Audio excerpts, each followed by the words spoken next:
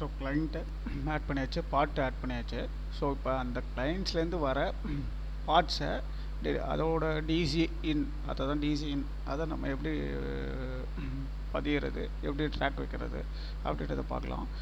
So நம்ம இப்போ வந்து ஒரு புதுசாக டிசி ஒன்று போடுறேன். So customer, so PepsiCo DC number,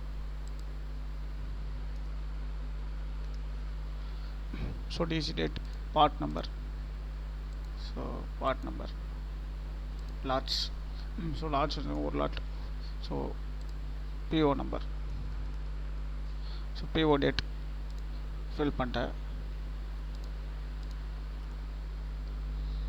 so இப்போ இந்த லாட் நம்பர் வந்து ஸோ லாட் நம்பர் வந்து என்ன, அந்த லாட் ஒன்றுன்னு கொடுத்துடலாம். ஸோ எத்தனை லாட் வந்திருக்கு அப்படின்றது ரோ கிரியேட் பண்ணும். இப்போ இதுவே 2 லாட் கொடுத்துருந்தா 2 ரோ கிரியேட் ஆகிருக்கும். ஸோ இப்போ லாட் நம்பர் என்ன அப்படின்றத நம்ம அடிக்கிறோம். ஸோ நம்பர் ஆஃப் பீன்ஸ் எத்தனை வந்திருக்கு இதில் அதை சொல்கிறோம்.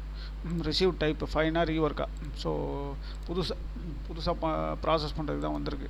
ஸோ அதை நம்ம எடுக்கிறோம். ஸோ வெயிட்டு நம்மளுக்கு இப்போ யூஸ் பண்ணுறதில்ல, குவான்டிட்டி தான் நம்மளுக்கு. ஸோ குவான்டிட்டி செலக்ட் பண்ணிக்கிறோம். ஆன் ஸ்பாட் ரிஜெக்ஷன் எதாவது இருக்கா, இது ரிஜெக்ட் ஆகிடுச்சு ஆன் ஸ்பாட்டில். ஸோ இப்போ நான் இதை சேவ் பண்ணிடுறேன். ஸோ டேட்டா இன்சர்ட் ஆகிடுச்சு. ஸோ இப்போ பார்த்தீங்கன்னா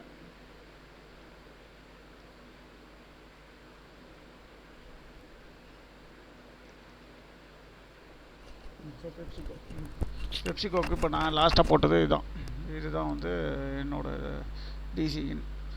இப்போ நான் இந்த ஐடியை கிளிக் பண்ணி உள்ளே போகலாம், இல்லை அந்த ஐஐக்கான கிளிக்